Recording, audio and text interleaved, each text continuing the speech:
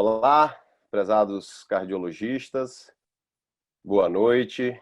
É um grande prazer, um privilégio estar cercado aqui ao lado de amigos, mestres e professores para fazer essa mesa redonda virtual para trazer em primeira mão todas as principais novidades e destaques do último congresso do American College of Cardiology em parceria com o Congresso Mundial de Cardiologia.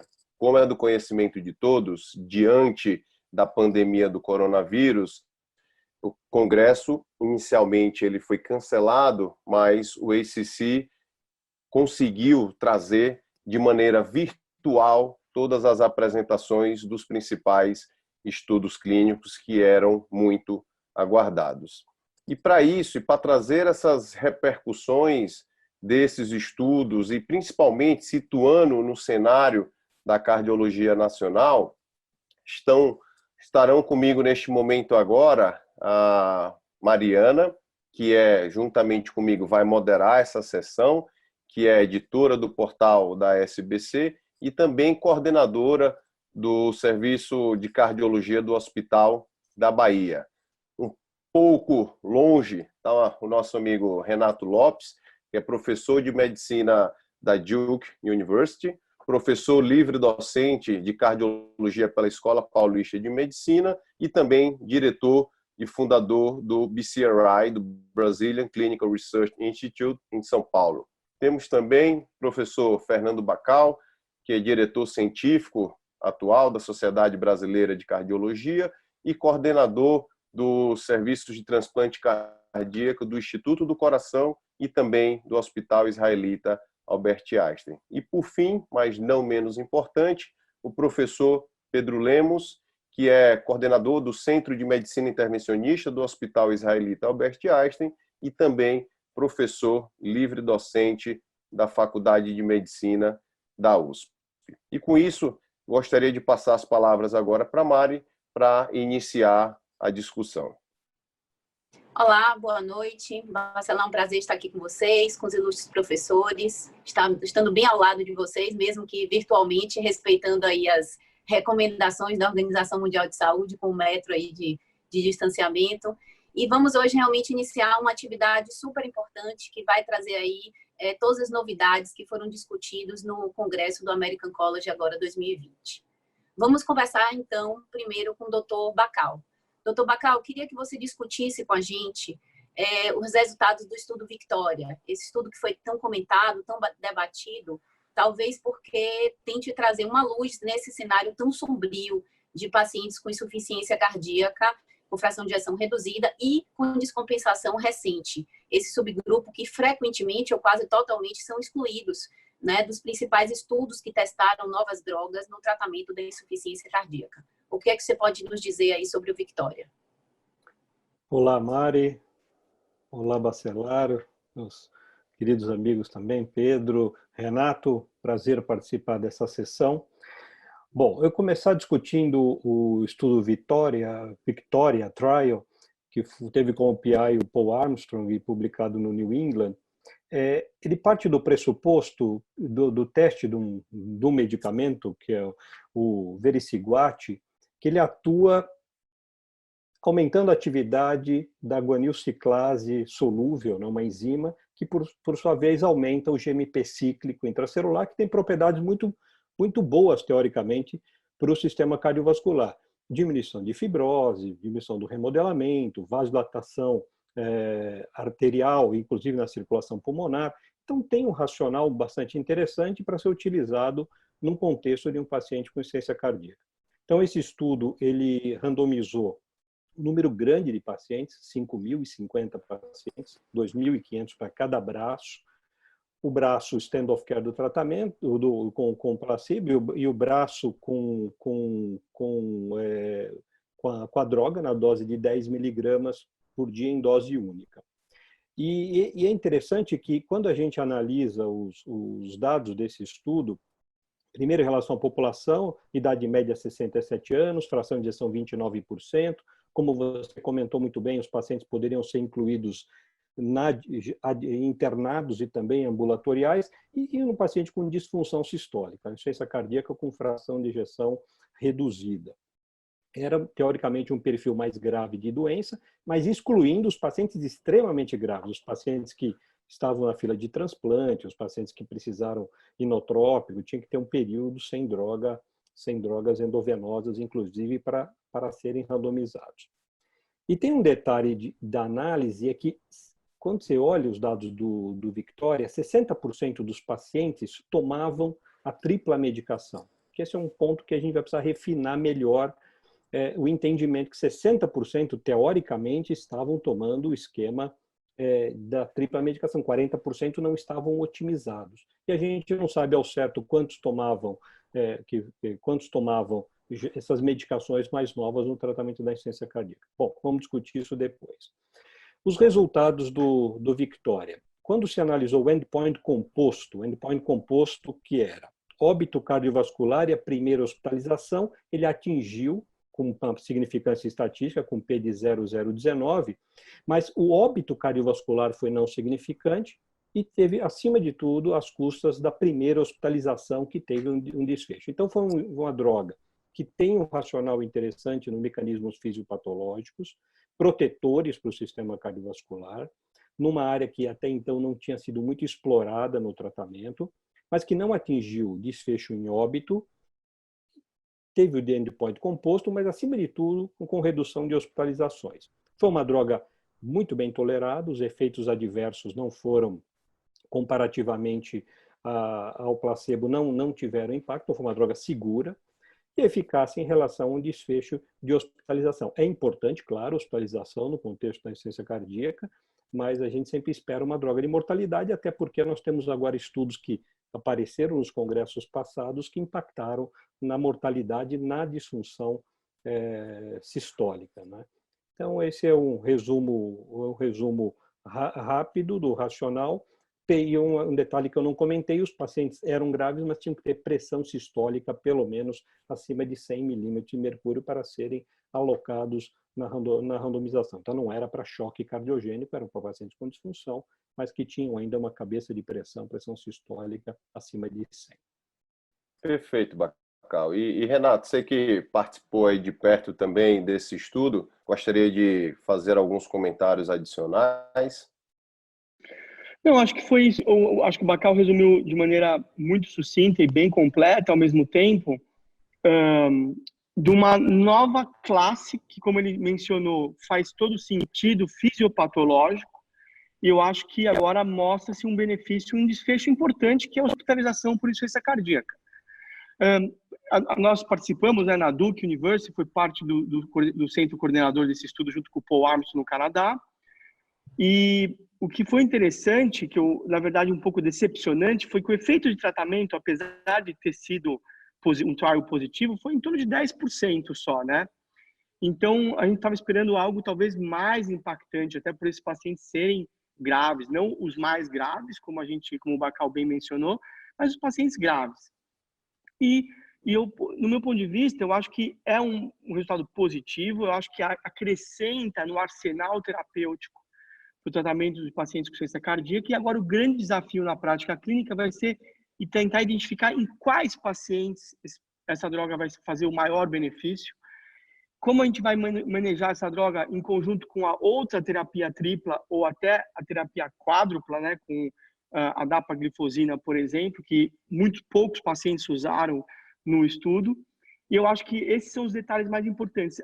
Acho que o conceito da prova desse mecanismo de ação foi provado, mas agora vai caber a nós, e as análises secundárias vão existir inúmeras, tentar identificar quais pacientes vão se beneficiar melhor ou mais dessa droga e, particularmente, como manejar em conjunto com as outras terapias já muito bem estabelecidas para a insuficiência cardíaca. Acho que esse é o desafio que a gente tem para os próximos anos.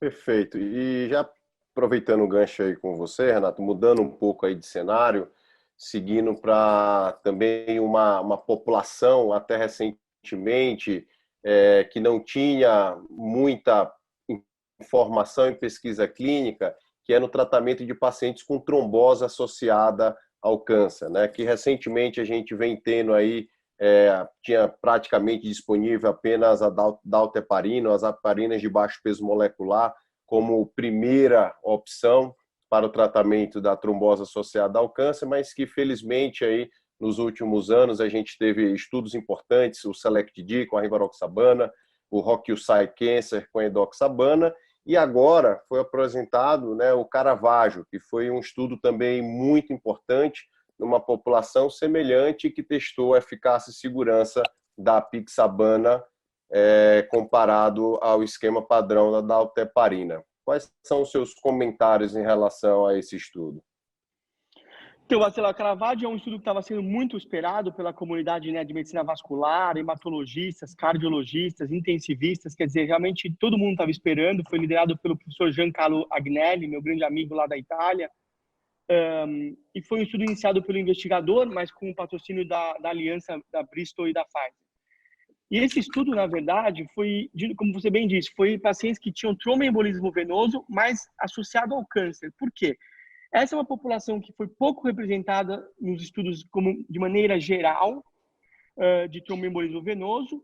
E mais do que isso, quando esses poucos pacientes existiam, eles tinham histórias de câncer muitos anos atrás, muitas vezes, e a gente não tinha a resposta de num câncer ativo ou em uso de quimioterapia, será que esses novos anticoagulantes, já não tão novos, mas esses anticoagulantes direto, têm um benefício de eficácia, tanto quanto as heparinas de baixo peso molecular? Então, essa é a pergunta.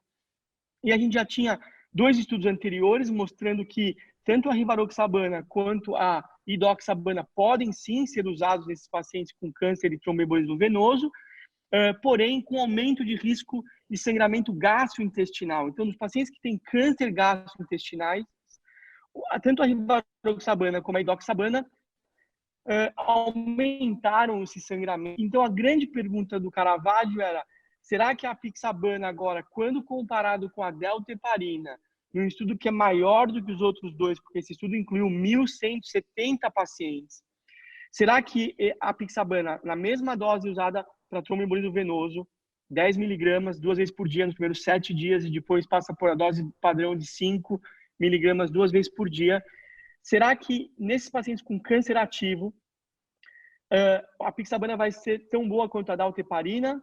E o que vai acontecer com o sangramento gastrointestinal? Bom, o estudo, então, foi muito bem sucedido em termos de recrutar os pacientes corretos. 97% tinham cânceres ativo, 60% em quimioterapia, 21% tinham cânceres gastrointestinais e 67%, Bacelar, tinham pacientes com câncer recorrentes ou metastáticos. Quer dizer, então, é o real deal, né, como a gente fala.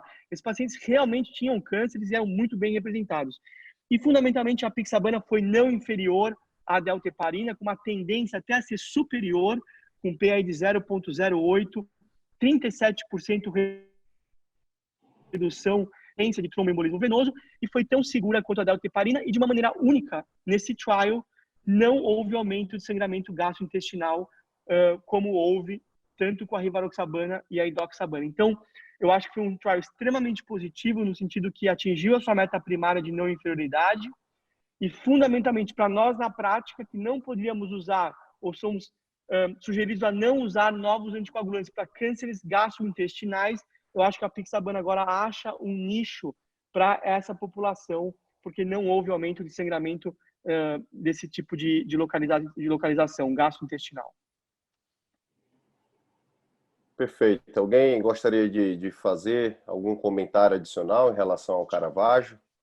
Nato, eu queria lhe fazer uma pergunta. O efeito de aumento de sangramento local no trato gastrointestinal dos anticoagulantes direto, de maneira geral, é atribuído, pelo menos em parte, a seu efeito local, né? De ter, enfim, no local de absorção, ter um efeito local e aumentar essa taxa de sangramento. A que você atribui esse efeito diferente da apixabana nesses pacientes com tão alto risco para sangramento, né, que são pacientes portadores de câncer no trato gastrointestinal, não ter aumentado o sangramento em relação à dalteparina e a gente ter visto mais sangramento aí no trato geniturinário e no trato respiratório? Vocês imaginam algum mecanismo fisiopatológico para essa justificativa? Então, Mari, essa é uma pergunta muito interessante e vejam que não acaba sendo só coincidência, né? Porque se a gente pegar todos os estudos de FA, A apixabana também foi a única que não aumentou o sangramento gastrointestinal. E recentemente, numa análise de score de propensão de real world data, mostra-se a mesma característica da apixabana. É muito difícil em saber exatamente o motivo ou o mecanismo por trás. Na minha opinião, eu acho que o mecanismo de ação não tem a ver com o próprio ação local, porque a apixabana também tem ação local no trato gastrointestinal, também ela é metabolizada no trato gastrointestinal. Na minha opinião, o que acaba explicando esse perfil de segurança gastrointestinal da apixabana é que nós, na grande maioria desses estudos, a gente tem acertado a dose da apixabana. Eu acho que o responsável por isso não é o mecanismo de ação, porque eles são semelhantes entre essas drogas, mas sim a dose. Eu falo muito do sweet spot, né? O Bacelar já viu falar muito sobre isso, eu falo bastante sobre isso. Eu acho que a ter acertado a dose que é suficiente para baixar a isquemia, para baixar a trombose, mas não é alta suficiente para causar sangramento, te deixa perto do sweet spot. E eu acho que, mais uma vez, mesmo nos cânceres, a apixabana acha o sweet spot. E, portanto, eu acho que esse benefício é por conta muito mais da dose do que da droga per se. Perfeito. Alguém mais algum comentário? Então, vamos seguir aí para o terceiro estudo, perguntar ao Dr. Pedro Lemos. A gente recebeu aí com certo entusiasmo os resultados do Popular TAV, que tenta aí também navegar sobre um cenário com pouquíssimas evidências, né, que é o tratamento antitrombótico dos pacientes submetidos a TAV e que já vem em uso de anticoagulação. Queria que você descrevesse para a gente um pouco esse estudo, suas limitações e o que é que você tem de impressão de impacto desse estudo para a prática clínica. Oi, Mari.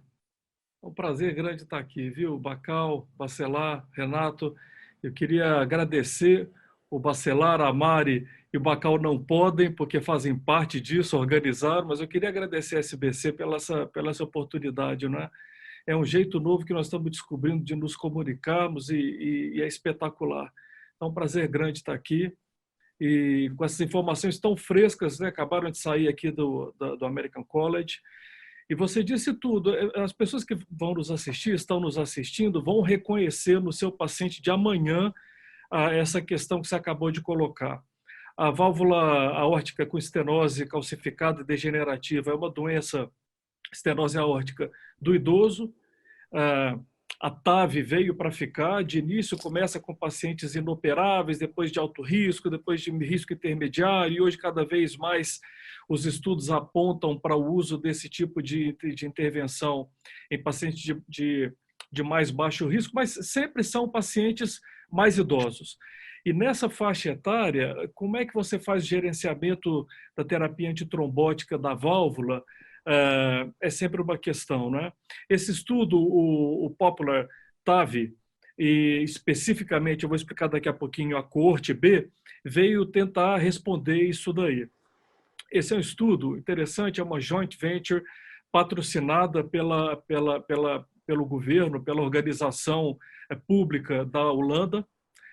Foram 17 centros europeus, mas somente o núcleo intelectual é holandês. E eram pacientes do dia a dia que iam fazer TAV, e nessa coorte B, especificamente, eram pacientes que tinham indicação de anticoagulação. Esses pacientes, de um modo geral, eles foram excluídos dos estudos randomizados que compararam TAV com outra modalidade, TAV com tratamento conservador para os inoperáveis, ou TAV versus cirurgia. De um modo geral, estava muito pouco representada nessa população de pacientes incluídos em estudos randomizados até então, pacientes que precisavam tomar anticoagulante por algum outro motivo. E esse estudo endereça especificamente essa população. Praticamente não tinham contraindicações, eram pacientes que iam fazer TAV, que precisavam tomar anticoagulante, e um critério de exclusão importante era ter stents recentes. Então, o stent farmacológico há menos de 3 meses ou stent convencional há mais de 1 mês. Esses pacientes recebem TAV, de um modo geral, precisam tomar antiplaquetários. E a randomização era exatamente essa. Um grupo ficou somente com anticoagulante, que eles precisam tomar, por outros motivos, e o outro grupo foram sorteados para ficar com o anticoagulante, que eles precisam tomar, mais clopidogrel. Então, era monoterapia com anticoagulação, qualquer anticoagulação que o médico achasse que ele deveria tomar, sozinha, versus essa anticoagulação mais clopidogrel. Repara que, mais uma vez, é um estudo, nós estamos entrando nessa hora, né, um estudo de retirar remédio. Então, cada vez mais a gente vê estudos tentando mostrar que retirar remédios de maneira inteligente e selecionada, estudos para tentar ver se isso é tão bom quanto deixar muitos remédios, ou às vezes até superior, que é o caso, inclusive, desse estudo. A hipótese principal desse estudo, a hipótese central desse estudo, era que pacientes que eram submetidos a TAV e que ficavam somente com anticoagulação iam melhor do que aqueles que iam tomar anticoagulante e mais clopidogrel. Então, era um estudo de superioridade, né? Depois, se isso fosse mostrado como superior, só anticoagulação melhor do que anticoagulação mais clopidogrel, os investigadores testaram uma outra hipótese, que era uma hipótese de não inferioridade para outros eventos, não de segurança, mas de eficácia, né? Então, indo direto ao ponto, é um estudo relativamente pequeno, mas para o ambiente de TAV, né, não tão pequeno assim. 326 pacientes, 160 para cada lado, 164 foram randomizados para monoterapia só com anticoagulante, 162 foram randomizados para tomar anticoagulante mais clopidogrel, e eles foram seguidos por 1 ano. Vale a pena citar a causa da tomada de anticoagulante, né? Majoritariamente, esses pacientes tomavam anticoagulante por causa de fibrilação atrial. Então, 95% dos pacientes tinham fibrilação atrial. E é muito comum isso realmente nessa faixa etária, né? A TAV mais fibrilação atrial. Então, o que fazer? Esse estudo tenta responder isso daí. Esse estudo, então, foi um estudo positivo, superior, testou e comprovou a hipótese primária do estudo, que era a de que anticoagulante sozinho é melhor do que anticoagulante mais clopidogrel. Depois de 1 ano, o efeito do anticoagulante mais clopidogrel foi negativo, foi pior o grupo anticoagulante mais clopidogrel, e um aumento de risco de mais ou menos 40%. Se a gente pensar o contrário, você teve uma redução de risco de 40% somente com anticoagulante, sem o clopidogrel após a TAV, né? Os outros endpoints secundários de não inferioridade também foram positivos. A gente pode comentar sobre isso depois, eu não quero me alongar muito. Então, o Popular TAV foi o primeiro estudo que testa isso, numa população exclusivamente de pacientes com estenose aórtica e que precisavam tomar anticoagulante, fundamentalmente por causa de TAV, melhor foi só anticoagulante do que anticoagulante mais clopidogrel. Esse estudo tem alguns defeitos, vou chamar assim, algumas limitações. A principal delas, primeiro, é um estudo relativamente pequeno, 300 pacientes, 160 para cada 2 doentes, que aconteça alguma coisa por um lado ou por outro, pode mudar o resultado desse estudo. E uma outra questão que precisa ser comentada é que esse estudo era um estudo aberto. Então, pacientes e a equipe de investigadores, assim como a equipe médica que cuidava do paciente, sabia exatamente o que o paciente estava tomando. Então, não foi um estudo cego. Isso oferece algumas limitações, a gente pode falar sobre isso depois. De qualquer forma, estudo que parece bem feito, recentemente publicado no New England, agora no dia fim de março, e que mostra, resumindo, que após TAV, em pacientes que precisam de anticoagulante, melhor só anticoagulante do que anticoagulante mais clopidogrel, Mari. Perfeito. Alguém tem alguma colocação em relação a esse estudo? Não, eu só diria o seguinte, Mari, rapidamente, Pedro, foi perfeito, acho que o seu resumo, e eu diria que é mais um estudo mostrando que na era dos antitrombóticos, com melhores antitrombóticos, como a gente fala nos Estados Unidos, less is more, ou seja, menos significa mais. E a gente começa aí, então, agora até numa outra era e numa outra indicação, cada vez mais vendo outras indicações, onde a gente talvez parar de só somar antitrombóticos, tentando achar o sweet spot, seja a melhor maneira de tratar esses doentes. Uma outra coisa importante também de frisar aqui, Renato, é que, diferentemente dos estudos que foram comentados antes, aqui nós tínhamos uma intervenção, e uma intervenção com catéteres de muito calibre, né?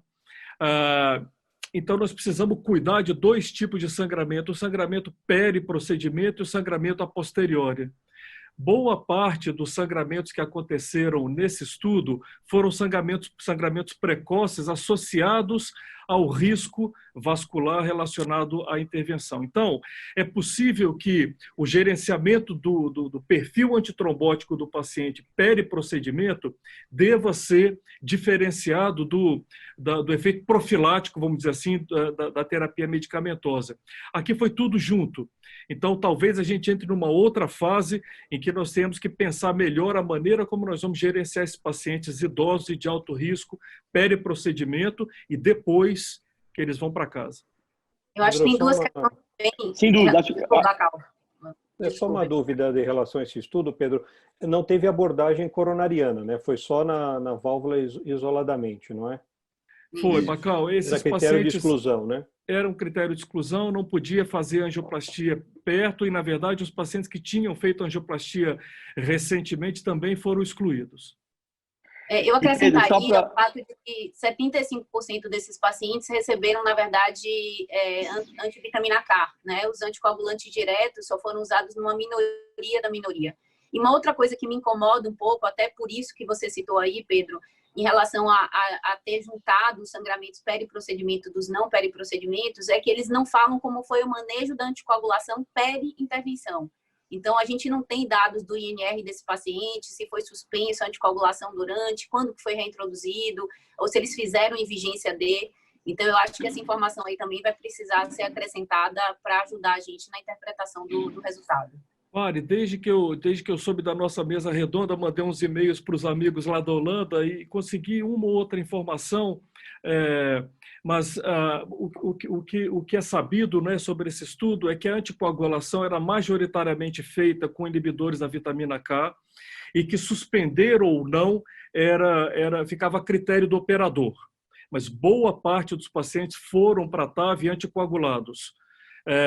Então, isso oferece uma série de possibilidades de nós interpretarmos como é que nós vamos transportar isso para a nossa prática, né? Perfeito. Perfeito. Queria agora voltar aí a palavra para o professor Bacal, voltando novamente aí para o cenário da insuficiência cardíaca, onde foi apresentado uma subanálise muito interessante do estudo Paragon. Como vocês lembram, o estudo Paragon avaliou a eficácia e segurança da combinação de sacubitril e valsartana, dessa vez em pacientes com insuficiência cardíaca com fração de ejeção preservada. Bacal, qual foi as suas impressões dessa subanálise do Paragon?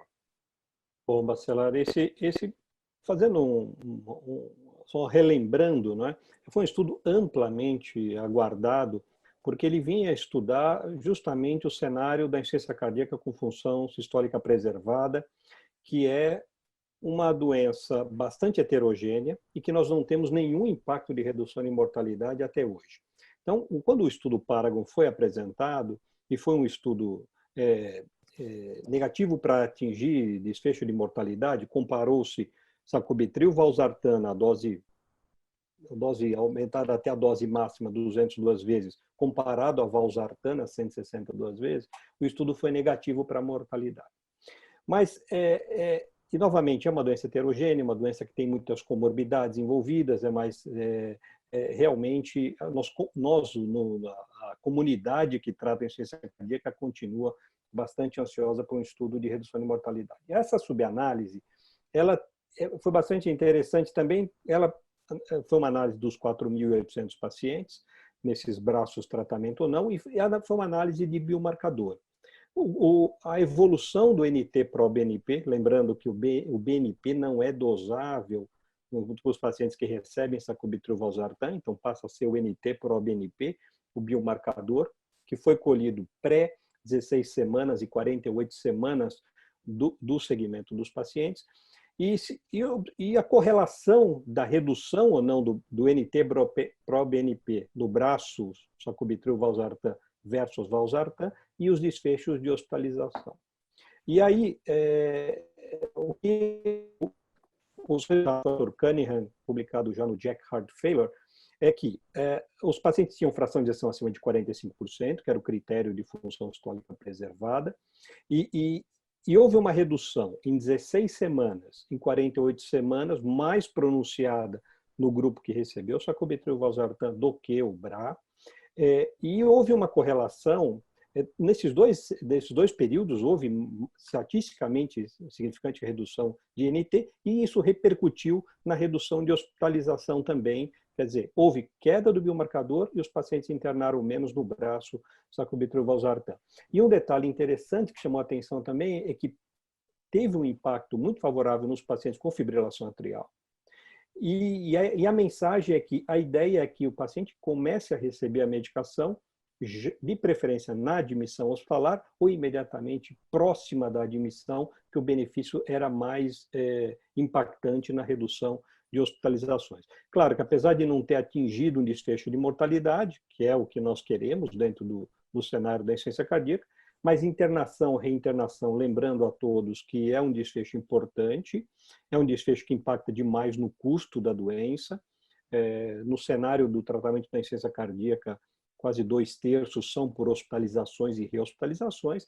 Então, mostra que é uma droga que realmente veio para ficar no cenário da insuficiência cardíaca, principalmente na função sistólica deprimida, na disfunção sistólica, mas mesmo no contexto da função preservada, é uma opção para controle de sintoma e que tem impacto em redução de mortalidade. Apesar de ter função boa, internam muito, são muito sintomáticos, então é mais uma arma no cenário desses pacientes tão sintomáticos, que são os pacientes com ICFEP.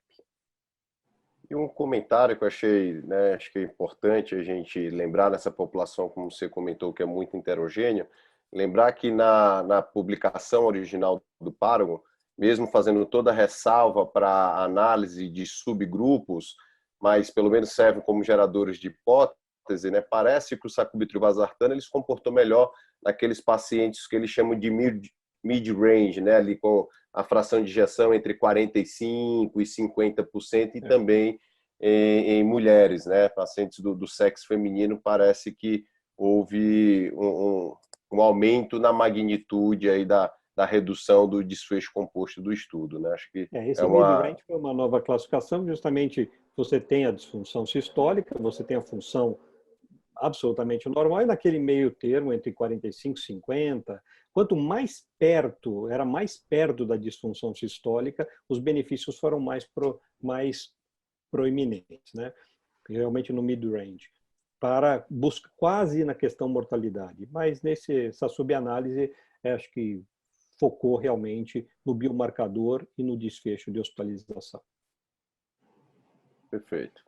Ok, vamos então para o próximo estudo. Eu queria perguntar ao Dr. Renato sobre o estudo Voyager PAD, que foi agora também apresentado no American College, e testa aí mais uma vez essa baby dose da rivaroxabana, a dose de 2,5 mg 2 vezes ao dia, com a hipótese de redução de desfecho vascular, agora mais focado nos pacientes com doença arterial periférica.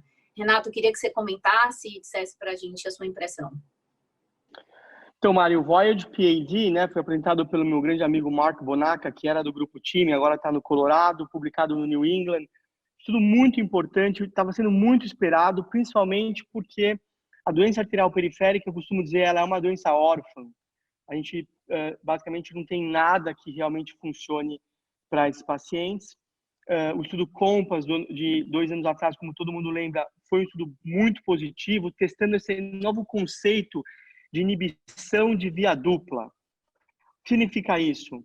Usar a rivaroxabana numa dose bem baixa, de 2,5 mg ao dia, para inibir a formação, a geração de trombina e, consequentemente, impactar na diminuição de formação de coágulos.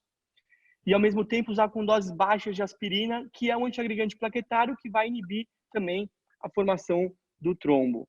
Então, essa dupla via de inibição, que é chamada, é um conceito que foi provado com o estudo COMPASS, estudo de mais de 27 mil pacientes, e que mostra o benefício nos pacientes com doença arterial periférica.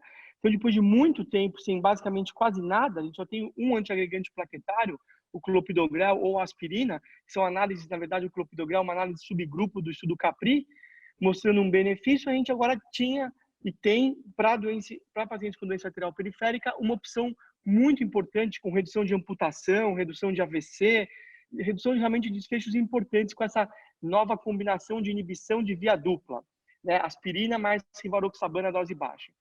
E a pergunta que nós estávamos esperando aí naqueles pacientes que têm doença arterial periférica, mas que foram revascularizados, ou seja, aquele doente que recebeu tanto um bypass cirúrgico ou um procedimento endovascular. Será que os benefícios que a gente viu no estudo COMPASS são também observados nessa população?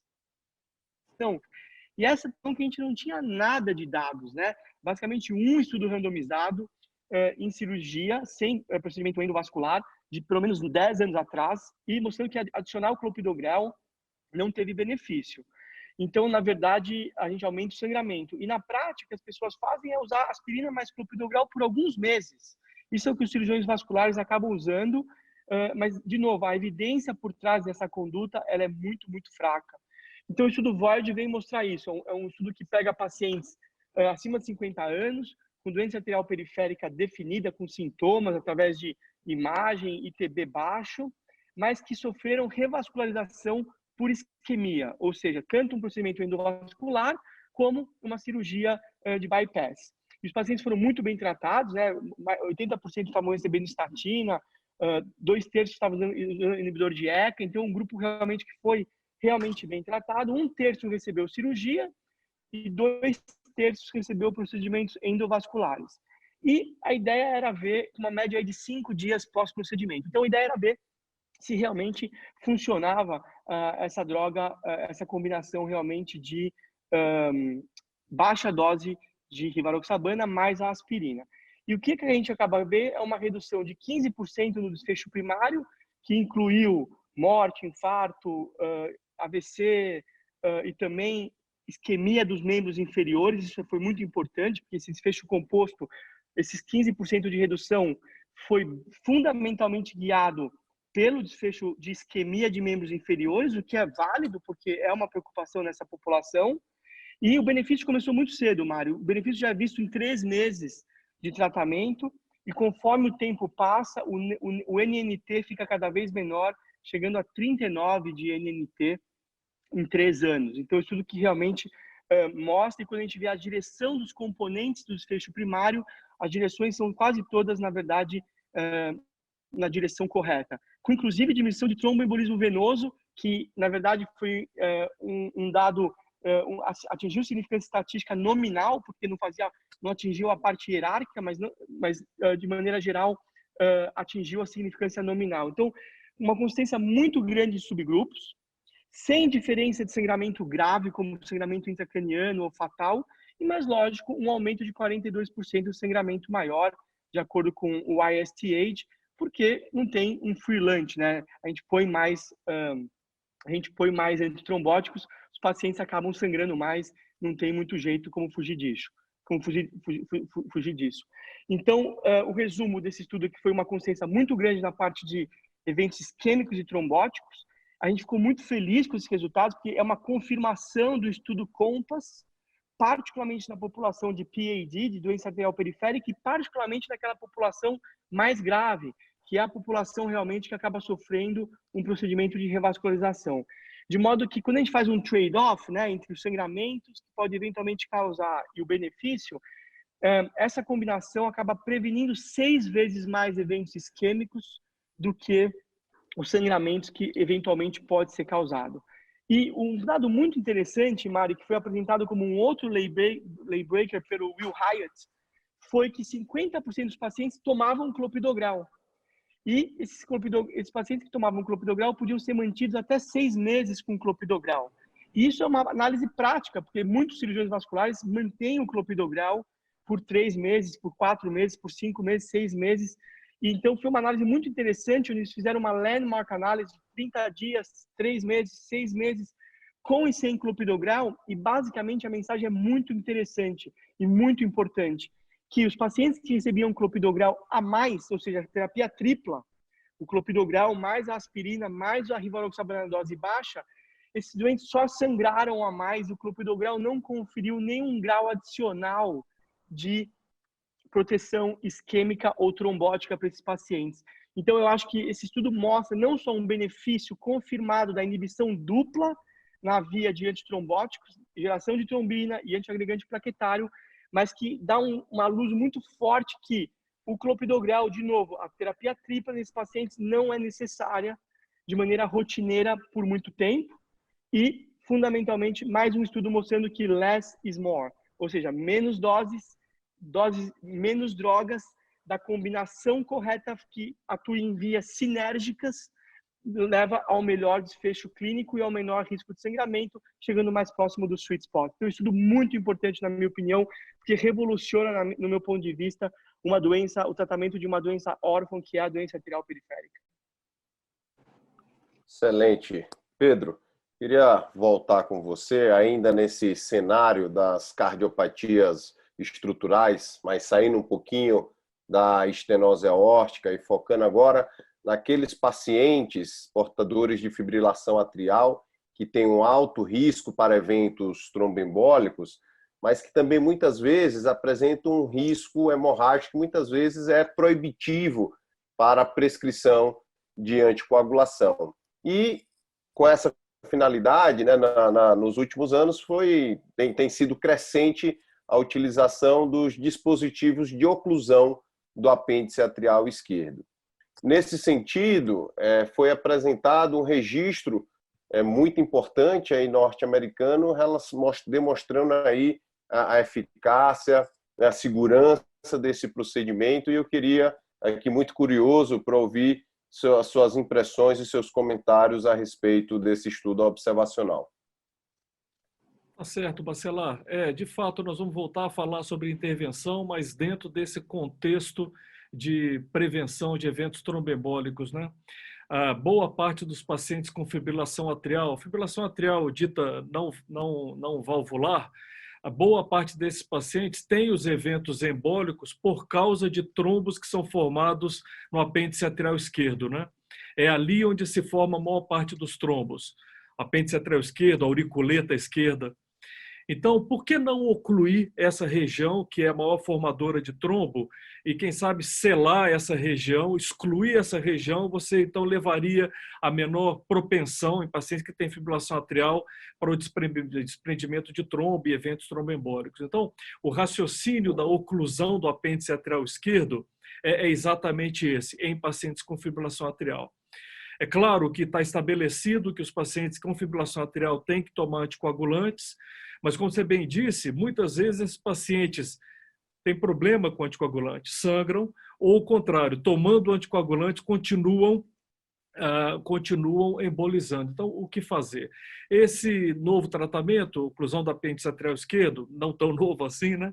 Ele surge exatamente para essa população de mais alto risco, né?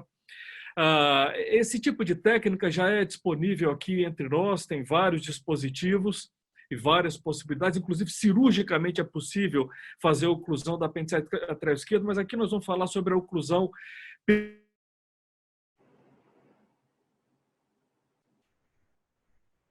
percutânea 15, Bacelar. E logo depois, ao longo do ano de 2015, então se estabeleceu esse registro para coletar informações, basicamente periprocedimento, de pacientes que fizeram nos Estados Unidos esse tipo de procedimento, é o NCDR. Então, os resultados desse registro foram apresentados agora no American College. Os resultados dos 3 primeiros anos de registro foram apresentados pelo professor Freeman de Yale. A partir de 2015, dezembro de 2015, então foram coletados nesse registro casos de pacientes com fibrilação atrial que receberam a oclusão percutânea do apêndice atrial esquerdo. O que se acredita é que 90% dos hospitais que fazem isso contribuíram, então é quase um recenseamento. O motivo pelo qual a adesão foi tão grande teve que ver com o fato de que o NCDR para outras doenças, como por exemplo coronária, é muito espalhado pelos Estados Unidos, é coordenado pelo American College, e também porque a CMS, que é do Sistema de Reembolso Americano, tornou obrigatório a coleta dessas informações para o reembolso, para o pagamento desses procedimentos. De tal maneira que o que foram apresentados foram os resultados cumulativos de 38.158 casos. O americano, quando começa a fazer, ele é imbatível, né? 38 mil casos em 3 anos. Só para nós termos uma ideia, né? Os estudos que foram feitos até então e que validaram essa técnica tinham 400 casos, 300 casos, 1.000 casos. Aqui são 38 mil casos, né? 1.318 médicos, 495 hospitais ao redor dos Estados Unidos contribuíram para esse registro. Os pacientes eram majoritariamente idosos, 76 anos de idade na média, bacelar, todos com fibrilação atrial. Chama a atenção que o perfil de risco hemorrágico e o perfil de risco para eventos embólicos dessa população era alto, né? Então, isso se mede através de alguns scores. O CHA-2-VASc desses pacientes foi de 4 na média, bem maior do que 4,6 na média, bem maior do que o CHA-2-VASc de estudos que precederam a esse aqui. O RAS-BLED, que mede propensão para hemorragia, médio desses pacientes, desses 38 mil pacientes, foi de 3, que também é um RAS-BLED alto, maior do que o RAS-BLED de outros estudos.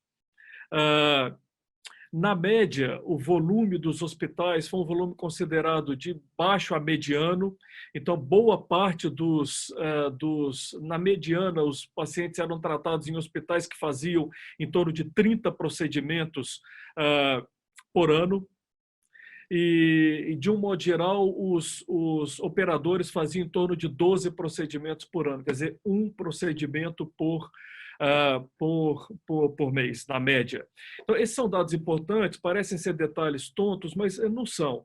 Você sabe que em intervenção, quanto mais volume, quanto maior o volume, maior é a segurança e a eficácia do que é feito, né? Operadores de grande volume, hospitais de grande volume tendem a ter melhor resultado das suas intervenções.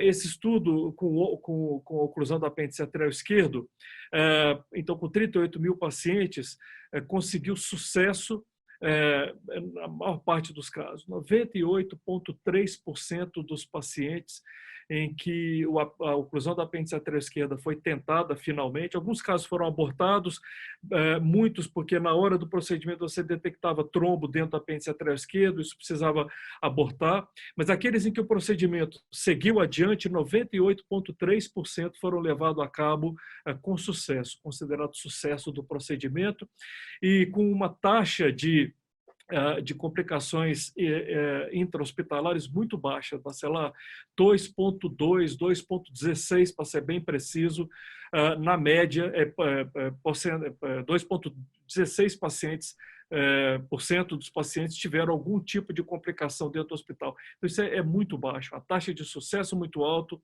com uma taxa de complicações muito baixa, né? A gente poderia dissecar essas complicações, mas são poucas complicações. Basicamente, tem que ver com coisas relacionadas ao procedimento.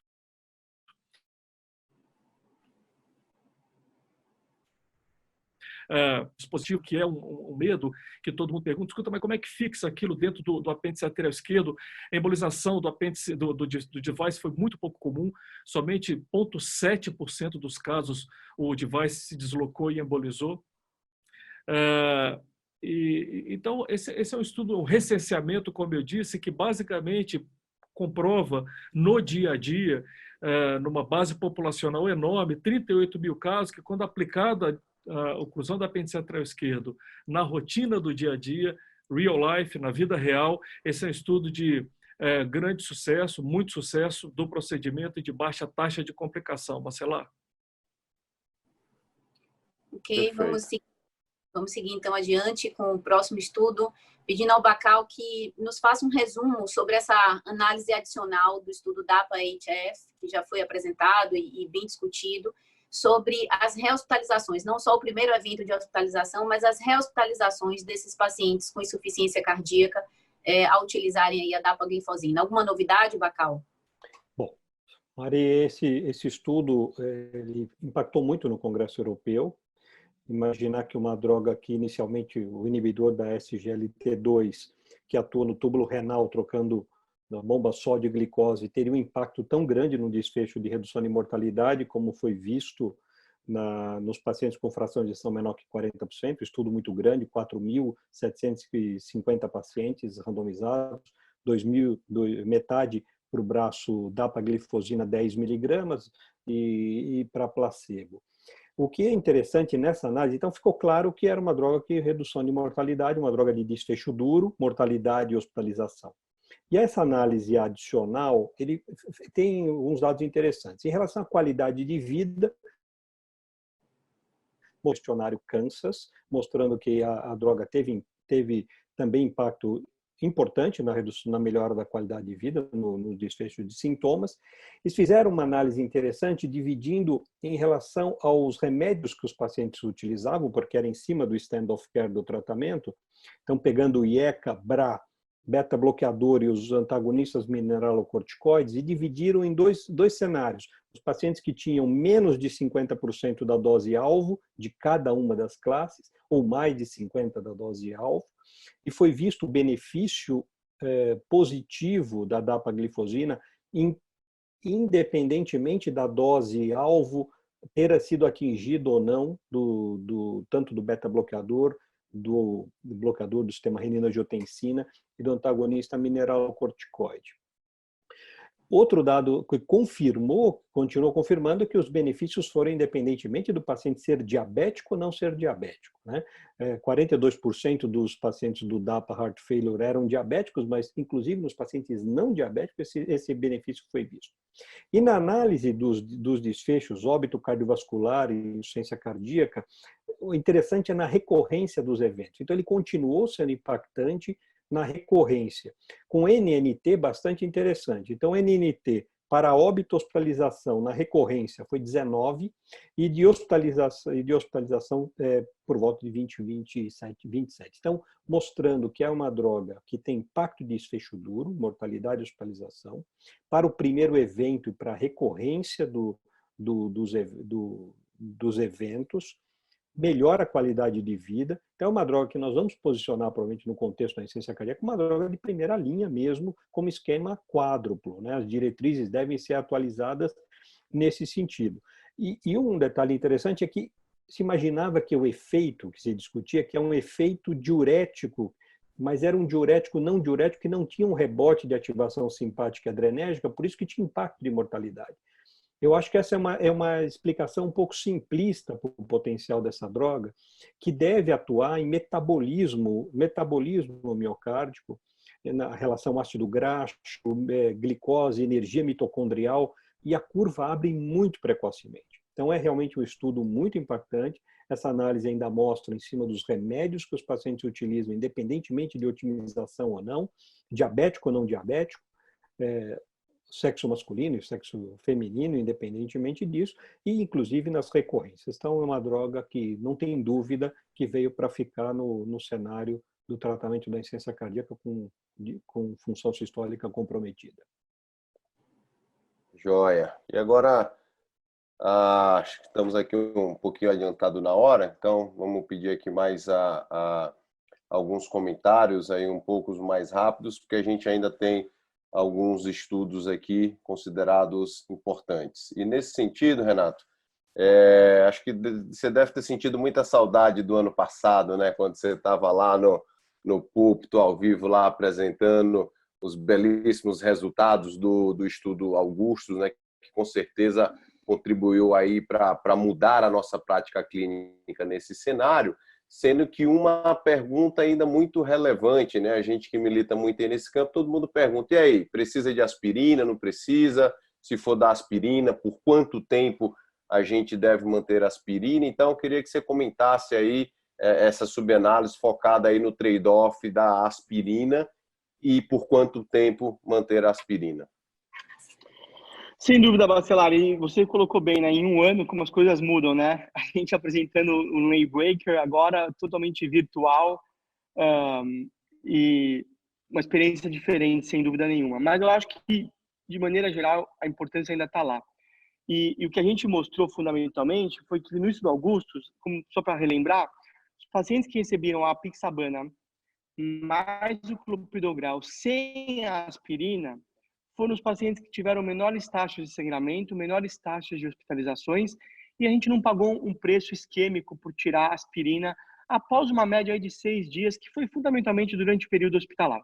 Porém, quando a gente olhou em números isquêmicos de trombose estente, de revascularização e de infarto, o grupo que não recebeu aspirina teve numericamente mais eventos.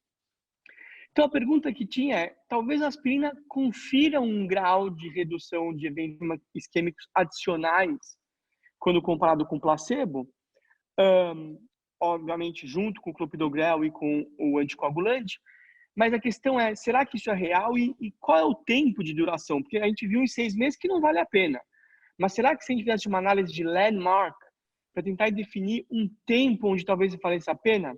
Então, essa foi a pergunta desse estudo. O que a gente fez foi compilar eventos isquêmicos importantes, graves, então morte, infarto, trombose estente, AVC, e os eventos de sangramentos graves, sangramento intracraniano, sangramento maior, sangramento fatal. Então, a gente está comparando agora o que a gente considerou laranja com laranja, ou seja, eventos graves isquêmicos que a gente não quer que o doente tenha, eventos graves de sangramento que a gente não quer que o doente tenha. E, basicamente, a gente comparou qual seria o benefício da aspirina. E o que a gente viu que foi no primeiro mês, se a gente mantiver a aspirina no primeiro mês, a quantidade de eventos isquêmicos que ela diminui é na mesma proporção da quantidade de eventos de sangramento que ela aumenta. Então, a diferença fica exatamente igual entre o quanto de eventos isquêmicos que ela diminui no primeiro mês e o quanto de eventos de sangramentos ela aumenta no primeiro mês, mostrando uma relação de 1 para 1. Se a gente fosse calcular o número necessário para tratar e o número necessário para causar um sangramento, seria de 1 para 1.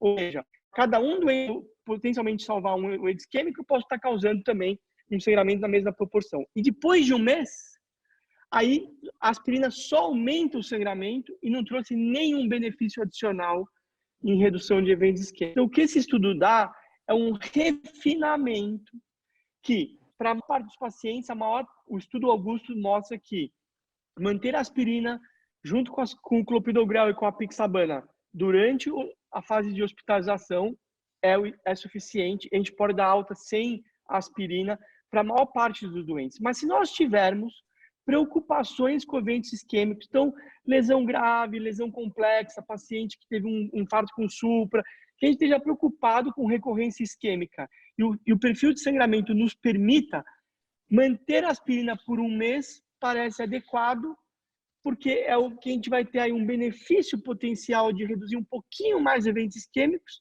e num paciente que o risco de sangramento permitir, está tudo bem. E a partir de um mês, aí sim a gente pode parar sem dúvida nenhuma aspirina e manter com a terapia dupla com o clopidogrel e a apixabana. Excelente, muito bom. Mais uma vez aí você liderando essa mudança na prática clínica que a gente tanto precisa, né, para dar evidências nossas em situações tão desafiadoras como são esses pacientes, né, com indicação de terapia tripla.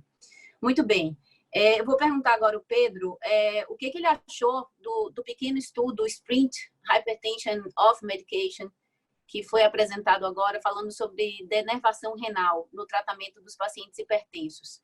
Pedro, uma nova forma aí, né, com controle, o sham control, uma nova forma de mostrar aí a efetividade desse método. O que você achou desse estudo e o que você pode dizer para a gente? Tá bom, Mari. Nós estamos avançados do tempo. Deixa eu só dizer uma coisa. Ô, Renato, então pode ser que o problema do Voyage não tenha sido o clopidogrel, talvez tenha sido a aspirina, hein? Depois você vê isso daí. Sem dúvida, porque o comparador foi a aspirina lá, né? O claro. Foi a aspirina. Nós vamos precisar de um com clopidogrel para todo mundo e tirando a aspirina, quem sabe, né? Exatamente. Legal. Bom, o Spiral HTN Off é um estudo interessantíssimo. Mari, de novo, é um estudo relativamente pequeno, quase um estudo de prova de contexto, só que não. ele prova, me parece, um conceito muito interessante, que é o seguinte: a denervação renal tem uma base fisiopatológica muito robusta para funcionar na prevenção, na redução da pressão arterial sistêmica em pacientes que são hipertensos. Nós não temos tempo para revisar isso daí, mas é muito robusta a base fisiopatológica para imaginar que denervação renal funcione para pacientes hipertensos. No passado, foram feitos alguns catéteres, e um especificamente foi muito testado, que usa radiofrequência para fazer a denervação dos nervos ali que ficam na artéria renal. No passado, esse tipo de intervenção foi testado em pacientes com hipertensão resistente, então os ultrahipertensos. E no fim da rota validatória, esse procedimento acabou não se mostrando eficaz. Algumas teorias foram levantadas e todas elas convergiram para a seguinte situação. Primeiro, será que nós precisamos mudar o tipo de catéter, a maneira como o catéter é construído? 2, falei 3, 2 são 3. Segundo, será que nós precisamos mudar a maneira como nós fazemos a intervenção? E 3, será que nós estamos tratando o paciente certo? Então, esse estudo Spiral HTN-OFF, que foi publicado no Lancet, apresentado agora no American College, ele testa essa hipótese de que um catéter diferente, com poder de mais ablacionador, mais eficaz, e com um tipo de intervenção diferente que vai para vasos periféricos e que faz a denervação para regiões mais distais da artéria renal, e por fim com um tipo de paciente diferente, que são pacientes hipertensos leves e que no momento da randomização não estavam tomando antihipertensivo. Ou seja, a hipertensão, a denervação renal funcionaria como o primeiro antihipertensivo desse paciente, né? Essa que é a hipótese desse estudo, né? E esse estudo foi positivo. Esse estudo mostrou com tanto medida de pressão no consultório quanto com mapa que há redução da pressão em pacientes hipertensos que estavam sem medicação. Tanto no mapa, quanto na pressão medida no consultório, tanto para pressão sistólica, quanto para pressão diastólica. Eu sei que nós estamos avançados no tempo, podemos deixar isso para os comentários depois, mas eu vou direto para as conclusões, e o que mostra esse estudo é o seguinte, é que muito possivelmente a denervação renal com essa nova tecnologia, essa nova maneira de abordar intervencionista as artérias renais para a denervação renal, e nesses pacientes com hipertensão não ultragrave, hipertensão altamente resistente, não são esses os pacientes que nós queremos abordar nesse instante. Parece que os pacientes de hipertensão mais leve é que seriam candidatos a esse tipo de tratamento. Joia. E então, para a gente finalizar, né, queria pedir aí o Renato para fazer um rápido paralelo sobre um campo que também aí está evoluindo muito, que é a questão de monoterapia versus terapia dupla. A gente teve na mesma sessão 2 trabalhos, o TICO e uma subanálise do Twilight. Queria que você fizesse um paralelo e aí em relação a esses estudos, Renato. Sem dúvida, Bacelar. Então, a gente mostrou no estudo Augustus, né, que no doente que tinha FA, que precisava de anticoagulante, por tirar aspirina era ok. A pergunta era, e quando o doente não tem FA? Quando o doente só sofre uma síndrome coronariana aguda ou recebe uma angioplastia, será que a gente pode também começar a pensar em fazer o approach de less is more, tirar a aspirina? Então, o estudo Twilight foi apresentado ano passado pela Roxana Mara, de Nova York, comparando que depois de 3 meses, comparando ticagrelor mais aspirina versus ticagrelor sozinho. E o estudo mostrou que, fundamentalmente, melhora os sangramentos, os pacientes têm menos sangramentos do tipo BARC3, BARC4, BARC5, e a gente não pagou um preço isquêmico por tirar a aspirina depois de 3 meses. Essa análise agora do marido dela, apresentada no congresso do American College esse ano, mostra que o grupo de PCIs complexas, ou seja, será que isso é verdade para aqueles pacientes que tinham tanto uma característica do paciente que põe ele como maior risco de eventos isquêmicos, como idade, insuficiência renal, anemia, etc., ou um paciente que tinha uma lesão complexa, lesão de tronco, multiarterial, lesões calcificadas que tinham que ser tromboaspiradas, assim por diante. E com isso, eles acabaram colocando um número grande de pacientes, 2.620 pacientes, eles eram realmente complexos. E, fundamentalmente, o resultado foi que houve consistência dos resultados. Ou seja, o approach de depois de 3 meses tirar a aspirina foi benéfico para eventos de sangramento, sem se pagar um preço de aumento de eventos isquêmicos, mesmo no doente complexo, sendo complexo definido por características clínicas, como troponina positiva, diabetes, doença renal, e critérios também angiográficos são muito importantes definir na PCI complexa. E aí vem o estudo TICO, que é um estudo coreano. Só lembrando que no estudo Twilight, os pacientes com infarto com supra foram excluídos. Então, essa é a única coisa que a gente tem que lembrar. Foi um grande achado poder tirar a aspirina depois de 3 meses com ticagrelor sozinho no estudo Twilight, confirmado que mesmo nas lesões complexas isso foi real, porém, os pacientes com supra foram excluídos. Aí do TICO coreano, que com um desenho muito parecido com o Twilight, embora a randomização fosse um pouco diferente, porque os pacientes foram randomizados na hora do PCI, na hora da apresentação da síndrome coronariana aguda, onde 1/3 foi basicamente angina instável, 1/3 foi infarto com supra e 1/3 foi infarto sem supra. Então aqui agora a gente tem infarto com supra representado no estudo TICO. E engraçado esse desenho, porque os doentes foram randomizados lá na hora do PCI, mas todos seguiram com o mesmo tratamento, terapia dupla. E só no 3º mês é que um grupo tirava, quem tinha sido randomizado para o grupo monoterapia, a aspirina era parada e o paciente continuava só com o ticagrelor, comparado com a terapia dupla de antiagregação plaquetária. E nesse estudo que eles fizeram foi, na verdade, criar um desfecho que eles chamaram de NACE, que é uma combinação dos desfechos clássicos de infarto, morte cardiovascular, AVC, ou seja, os eventos isquêmicos com os desfechos de sangramento, ou seja, um sangramento time major, time maior, junto nesse net adverse clinical endpoints. Então, é um estudo NACE, é um net, é um benefício líquido que eles tentam combinar como um todo, e eles mostram aí um benefício grande de 34% redução em NACE na terapia de na combinação de na estratégia de monoterapia com ticagrelor ao 3º mês, ou seja, parando a aspirina no 3º mês, continuando com ticagrelor sozinho, esse desfecho chamado NACE, fundamentalmente guiado às custas de uma diminuição de sangramento, se esperar, mas de maneira aumento de eventos isquêmicos, sem aumento de trombose existente e de reinfartos, o que é realmente bastante importante. Eles apresentam uma análise de subgrupo de pacientes com doença multiarterial versus não multiarterial, e os resultados são consistentes, embora a redução no paciente sem doença multiarterial é de 59% do NACE, e no paciente com doença sem doença multiarterial, 59%, e no paciente que tem doença multiarterial, a redução ainda é significativa, mas daí é só 14%.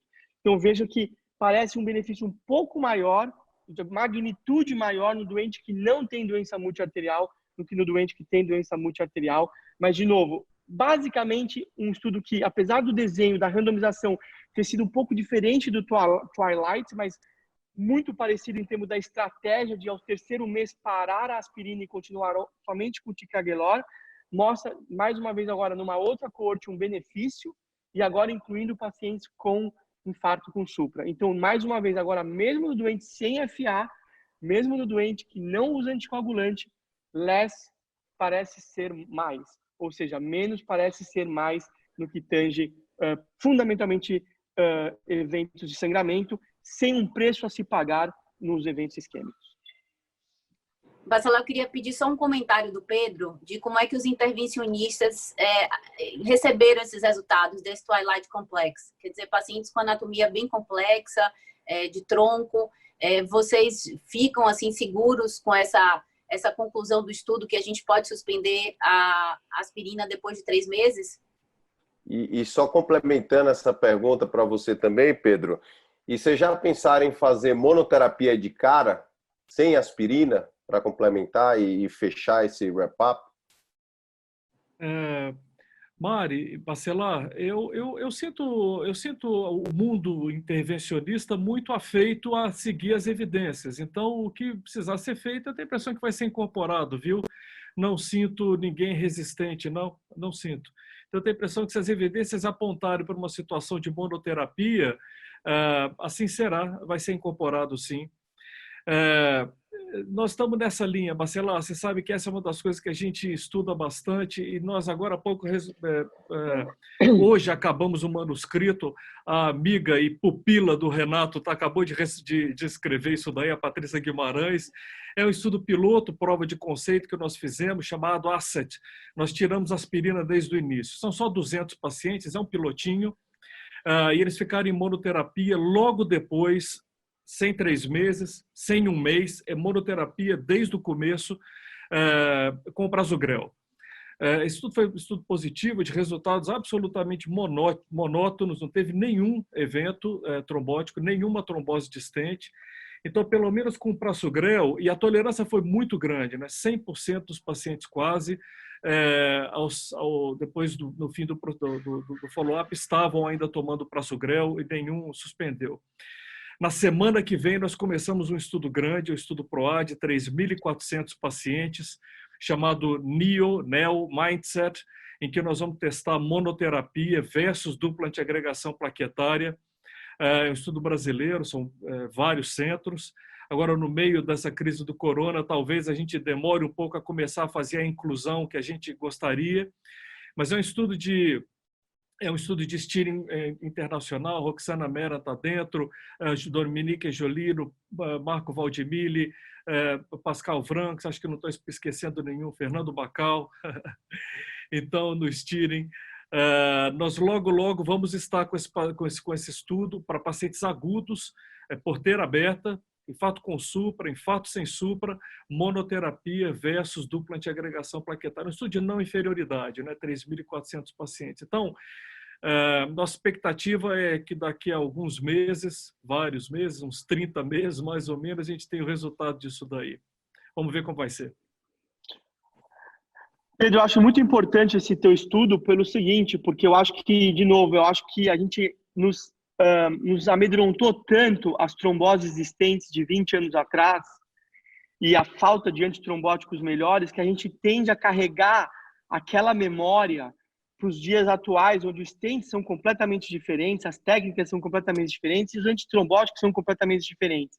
Então, eu acho que aquele medo enraizado ainda existe, mas eu acho que estudos como Augustus, o Twilight Complex, o TICO, agora mesmo menor, mas na mesma direção, e estudos como o seu, talvez cheguem, talvez não, com certeza vai nos levar a um approach muito mais individualizado e muito mais racional diante dos antitrombóticos melhores que a gente tem hoje em dia, e com certeza o sweet spot vai ser encontrado de uma maneira muito mais fácil. Renato, e que de alguma maneira traduz o dia a dia do clínico, que muito frequentemente tem, até recentemente, sem evidências, né, tem que gerenciar o controle antitrombótico do paciente, tirando do chapéu a informação. O paciente sangra no dia a dia, não é? Sem dúvida. Muito mais do que trombose, mas muito mais do que trombose, os eventos hemorrágicos ou o risco do evento hemorrágico é que é o problema clínico, não é? Sem dúvida. No estudo Augusto, a gente fez uma análise que, mais ou menos, para cada sangramento para cada trombose existente que a gente poderia eventualmente salvar, eu tinha 18 sangramentos graves. Quer dizer, 18, 1 para 18 não dá para correr esse risco, porque os sangramentos também são graves, também prejudicam qualidade de vida e também levam à morte muitas vezes. Então, eu acho que tem que ter cada vez mais estudos, a gente tem que parar de seguir achismos e percepções na medicina, porque isso não leva à melhora do doente, e temos que nos guiar pelas evidências, e temos que ser capazes de maneira mais pragmática, gerar mais estudos mais rápidos para ter mais respostas de alta qualidade científica. Assina embaixo, é isso aí. Maravilha, eu acho que a gente aqui completou uma missão. Estou muito feliz de ter participado com todos vocês dessa fantástica atividade, esse novo formato, esse novo modelo, né? Uma mesa redonda virtual com esses professores aí excepcionais. Tenho certeza que os cardiologistas ficaram muito felizes, tirarão um excelente proveito dessa atividade. Me despeço dando boa noite, agradecendo a Dr. Bacelar, Dr. Pedro, Dr. Renato e Dr. Bacal.